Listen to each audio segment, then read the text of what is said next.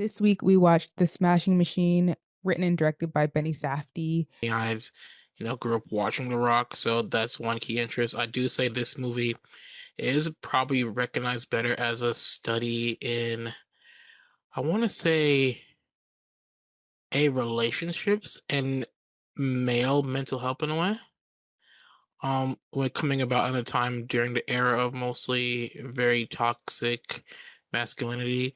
Here you have a real guy who kind of I don't know if he's like that in the real life, but his portrayal from The Rock comes off as very soft spoken. Who is not doesn't know how to process loss or losing, but then learns how to do so in a way, and also deals with the issues of toxic relationships. Because if I feel like yeah, it's just toxic relationships and how people deal with those and whatnot. I thought it was a really it wasn't like expecting to be the movie I was expecting, like just fights the whole time kind of thing. It was really a well put together story. I'll say that my expectations were high Hmm. because I love the Safdie brothers and the movies that they put out. I'm a big fan of their work. Um, I was a little afraid that once they decided to make films by themselves, it would be like an Ethan and Joel Coen kind of situation where like one makes really good movies and the other one doesn't. Hmm. Um, this wasn't a bad movie by any um marker. Like I didn't think it was bad at all. I just think that my expectations for it were just slightly different because what I'm used to seeing from them is a very like fast-paced film where they are doing character studies. I think they're really good at doing um studies of like addiction, like not only in Uncut Gems, but they did one earlier in their career, Heaven Knows What, which was also about a young woman who was like struggling with addiction. So I think they do a really good job at like playing that out. Hmm. Um and doing like character studies on people like that. But their last two films were very hype, like fast paced, lots of overlapping dialogue, like things were moving at like, the editing, the music, everything was just like moving. And so I think that's what I was expecting to see because it is a movie that like I didn't really know that much about UFC and stuff like that. So I didn't know what it was technically going to be about, but in terms of like that world, but in terms of like action sequences within sports, I felt like, there have been so many good ones like Creed, Raging Bull, like you've like when it comes to those things, like kind of what to expect. Yeah. And I was thought it was gonna be really focused on that, like this man's career. And it is, but it's also more focused like on his internal life and his relationships and his struggle with addiction, which I did think was good. I actually thought Dwayne Johnson was really good in this movie. I thought he was Yes. excellent. I was like, you are putting on a fantastic performance here, sir. Like, I didn't expect it, to be quite honest. Like, I haven't seen him in like a dramatic role, and I'm sure he had to do it at some point. I'm just not, it's not coming to me right now. But he was phenomenal in this, and so was Emily Blunt. Like, all the actors were fantastic. Like, their relationship was insane. And like the fact that Dwayne and Emily, I think, are really good friends in real life and they had worked together before, like it did, like the chemistry was there, like everything was there for it. I just think that the pace of the movie was difficult for me a little bit because it just felt like long. Like some scenes, went on a little bit longer than maybe I comfortably would have liked it to.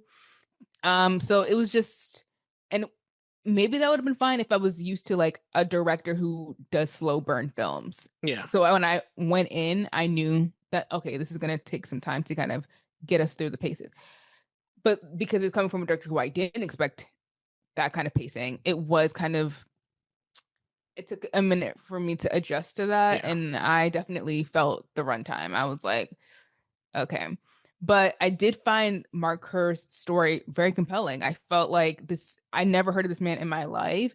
And Hmm. I felt like his story was really interesting. And the things that were being pulled out were also very interesting. Like you were saying, the mental health.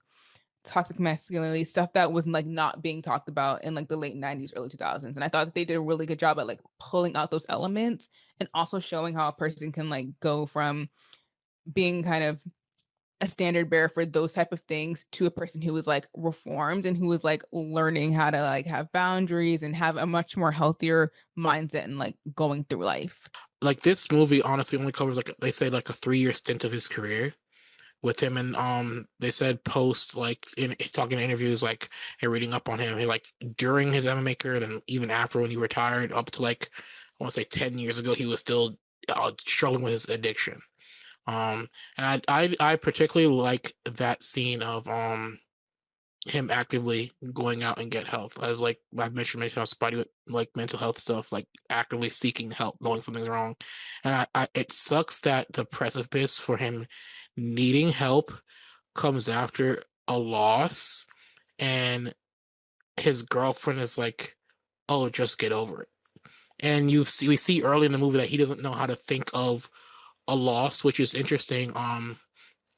How he started, and this is me reading up about Mark Kerr after watching the film in some bits and pieces. Like he actually turned out, I don't know if you're familiar with Kurt Angle, he was a WWE wrestler. Him and Kurt Angle competed frequently, and they were both trying to make the Olympic team at the same time. And he lost out to Kurt, and that's what Kurt Angle, and that's what made him transition to MMA. So he's already a person like who's had to deal with a loss of not be, like, and as an athlete, Olympic wrestling, like you not being able to go to the Olympics, that probably played a major part in him not knowing how to deal with that, and then transitioning go MMA. I'm something I'm good at. I'm one of the best in the world, and then now I have to deal with loss. And then my girlfriend kind of says, "Get over it." And I loved how they're like usually in these movies, the guy tends to be the over aggressor, like I'm a man kind of thing. Whereas he's like, no, I'm like he comes off as it's this weird duality thing, is this big burly man, but he's really internally really soft. Like really soft. To the point where like the only time you really see him lash out, he's like, I was here because I'm relaxed and you came, killed my vibe. And I'm not going to deal with it right now. I'm just going to stay quiet. And she provokes him. She tells him, be a man. He gets up, and the first time he expresses his anger is he hits the door, which is still kind of violent, but you could still see the person who kind of pushes him down those negative views and not negative thinking was in fact his girlfriend, which goes into a major thing of the person you're dating and married can really affect your mental in ways you're not aware of at all. I feel like in their relationship, she wants to be the one to take care of him and he likes being taken care of. But the issue there, again, it's like when you are, I feel like it really comes down to like when you don't know who you are, you kind Hmm. of just end up in situations where you're with people who you really just should not be with, you Yeah. know? And so I feel like their relationship kind of brought out the worst in each other. It kind of just like made each other like they Hmm. both were just like Yeah. they were not, those are people who were not supposed to be together. Like, Clearly they lasted like 6 years after the divorce, yeah, like, so but it is interesting that like after that big loss that he has at the end, he does go back to her and they get married. You know what I'm saying? So it's like an addiction in itself, that hmm relationship. And so I think that even when he gives up the drugs, it's still like he still is feeding that addiction with something else. It's just this relationship. hmm And I feel like he's able to express his anger. Like he doesn't hit her, but he is violent because he is like breaking stuff, like, and yeah, she also is like, oh, you want to hit me, like hit me. It's just like it's a very toxic relationship. yeah. But I really thought it was interesting because in a lot of these like movies where it's like the big athlete and then like the wife, like the woman's just like not really like there, like she's hmm kind of there to like give inspiration and to be like, you got this, babe, and then like she's gone. And I liked that they weren't afraid to show like how unlikable and unpleasant this woman can be. Like I hmm thought that it was good that they weren't like shying away from the more complicated and like nasty parts of her personality. Like yeah. it was very on display. And I think Emily Blunt did such a good job at like playing all of those notes. Someone who is like, who can be sort of sympathetic if you look at it in a certain lens, but also is really unlikable and is not healthy for this person who is trying to be sober. Like the things that she says and does, it is clear that she literally does not understand. Like she fundamentally doesn't understand what it means to like have an addiction, to have mental health issues. Like she just doesn't get it. Yeah. So she says stuff where you're just like, why would you ever say that? But then you're like, oh, right. Like, one, it's the 90s, but also, like, she probably has never even, no one has probably Mhm. ever had this conversation with her. So, like, she's just going off of like basic instincts of what she thinks is the right thing to do. And yeah. So, Yeah. And I don't know if it's accurate. I read somewhere that she was like at that time a former Playboy playmate. I don't want to like yeah. psychoanalyze and how that might be a factor in her behavior. But then even as he like when she goes out with her friends, like, oh, he's getting better and I miss taking care of him. Like I miss be the person to fix all his problems or solve the issues. Like he comes out of rehab, she's just chilling at the pool. He's like, oh, I actually do this. Why didn't you do it? It's like it doesn't matter. He goes, okay, fine, I'll take care of it. Oh, why are the leaves still in the pool? It's like, oh, that just happened. Like she had an excuse for everything. Like, you know what? It's cool. I'll take care of it. Like he's like they were at post like that rehab scene and stuff like he's like they're at different maturity levels in their relationship. Like she's still stagnating, like, oh, I can just chill and relax. And when he has an issue, I can baby him and look like a hero. Where he's like, oh, I am like becoming more of an actualized person beyond just the MMA stuff. Like I'm becoming like taking care of myself in a capacity. Like he's like, oh, it's like 4.5 minutes. Why are you taking like 4 Tylenol? Like you know I have an addiction problem. And he also keys in like, you're not sick. Why are you taking like 4 Tylenol like for no reason? Like he hints like you might have a problem as well, and you're not helping me deal with it. And she gets pissed off when he calls his mentor from being sober, stuff like that, and she takes it out on him and stuff like that. So it's clearly hidden in within there that she berates him and says, oh, you're mad because I can drink and I can do all the stuff I want, where she herself, probably behind the scenes that we're not seeing, is she's also dealing with addiction as well. And I do love the juxtaposition from those things, like his world of MMA and his fight, particularly when they're at the carnival and they go watch the demolition derby, and you see as this is a flat like it flash it's like it kind of previews and also flashes back to the earlier fight and the last fight, those two bookends for him, where in the carnival and they're watching that car getting hit, like car can't move, like the driver's doing everything he can. That's like that flight or flight instinct where your brain is like, you got to do this and you're frozen and you can't move kind of thing. And he wants to move the car and the car keeps getting hit and you see him change. Like I love that juxtaposition of that and his mental state, and B, the world of MMA. I particularly love the cinematography on this movie as well. Mhm. Beautiful, like they use in reading about the project, they used a lot of like film cameras for it, like 60 millimeter film, 77 millimeter film, and VHS tape. Like I love that grainy quality. It really, Mhm. and the fact that it was shot on film really helps age the picture.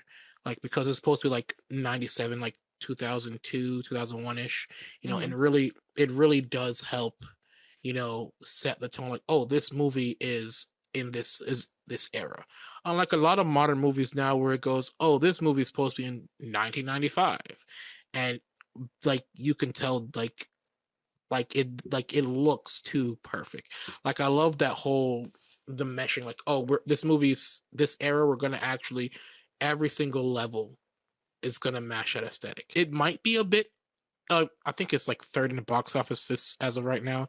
It might be a bit Oscar baity as a role for him, a Yeah. bit, but we'll see how that goes. But I do think his performance was really well. You know, Yeah. And that's okay if it's an Oscar baity thing. I don't mind.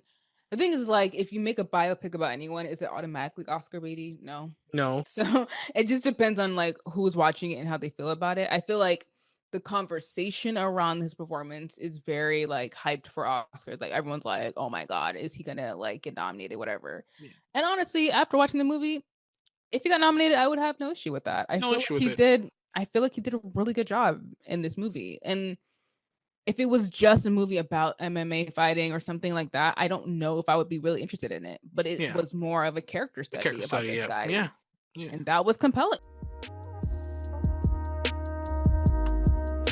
Do you like that clip? Well, you can listen to the entire podcast because the 16 millimeter Film Crew podcast is available on all major podcast platforms.